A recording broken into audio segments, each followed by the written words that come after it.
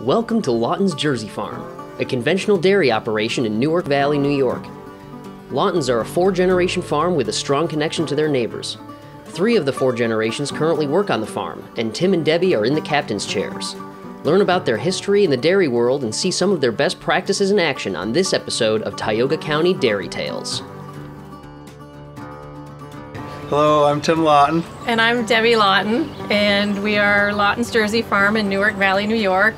We are a 95 cow registered Jersey farm. There are 4 generations on this farm. Well, we've been here like over 80 years. My grandparents came here in 1938, and we've been here since. My name's Chelsea Fuller. I'm a part of the 4th generation here on Lawton's dairy farm. My brother, Brian Lawton, is also part of the 4th generation. He goes around all over the place, goes down to Florida, North Carolina to fit cows down there. I'll be going to Alfred State in the fall to major in ag business. I am the 2020 FFA president for Newark Valley FFA chapter. I was the 2018 to 2019 dairy princess for Tioga County. So we went around to a lot of schools, just talking about dairy products and dairy cows, and telling the kids how we practice environmental safety practices. The Lawtons have been planting about 40 acres of rye cover crops a year since 2017 and have plans to continue. A cover crop is a planting done to protect fields from soil erosion during the non-growing season. Here in New York, cover crops are typically planted after corn has been harvested from a field in September or October. The cover crop will germinate and grow enough to cover the field before winter begins. Having this vegetation on the field reduces the erosion from winter precipitation and spring runoff water. Cover crops also provide a range of soil health benefits that improve the soil, water infiltration, and crop yields through consistent use each year.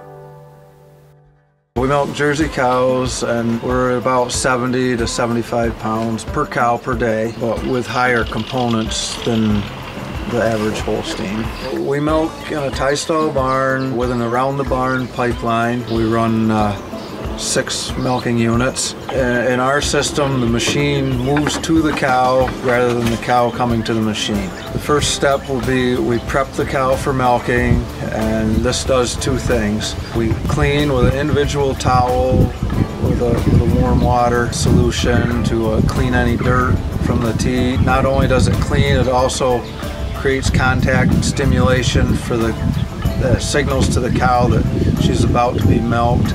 It'll cause her to release oxytocin to cause her to let down the milk. We strip 2 or 3 streams of milk from each teat to check for any abnormalities and make sure that it's good milk fit to go in the line, into the system.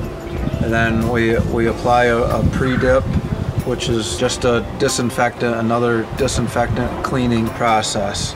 By then the next cow should be done. That milker will come to the cow that we've just prepped. The teat should be completely clean and dry when the unit goes on. The same dip is applied again. It remains on and removes the drop of milk left on the end of the teat, helps them to prevent udder infections, mastitis. So the milk comes in both sides of the barn, and it gets pumped down through a filter here. And then it comes on over here, and it goes to this little itty bitty thing which has cold water that goes through it, and it goes through it like a lot of times, and it helps cool the milk down. And then it goes into the tank to finish being cooled. It gets cooled down to 39 degrees, and the milkman will pick it up. Milk gets picked up here every day simply because we don't have enough room for 4 milkings in the tank.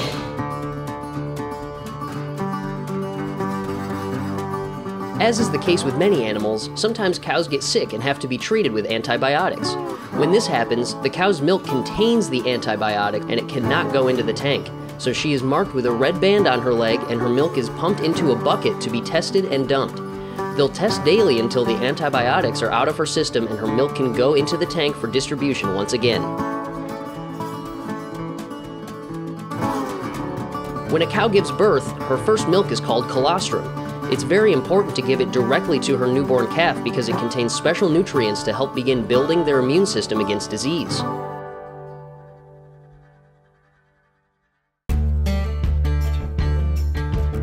Ryan Lawton, part of the 4th generation and award-winning cow fitter, was taking care of feeding the cows when we visited. They use a big portable mixer with a scale built right into it to assist in measuring different amounts of grains and proteins for the cows. You can tell Ryan has done this before as he moves quick, smooth, and with not a second wasted. Our mix is about half forage and about half concentrate or grain. And then we also have high moisture corn in there as an energy source. And then a protein concentrate that also contains all of their minerals and anything else that they need. With the help of the Tioga County Soil and Water Conservation District, Lawton successfully implemented a milk house waste system to protect the stream adjacent to their milking parlor. A milk house waste collection system stops milk from entering nearby waterways. While milk is good for humans, it is not good for fish. When milk enters the stream, it causes a growth of algae which depletes a large amount of oxygen from the water. This causes the fish to suffocate and die. The milkhouse waste is pumped into a manure spreader and spread on crop ground with manure so that plants can utilize the nutrients while keeping our streams clean. That's all for Lawton's. To find out more about dairy farms in Tioga County, New York, subscribe to this channel.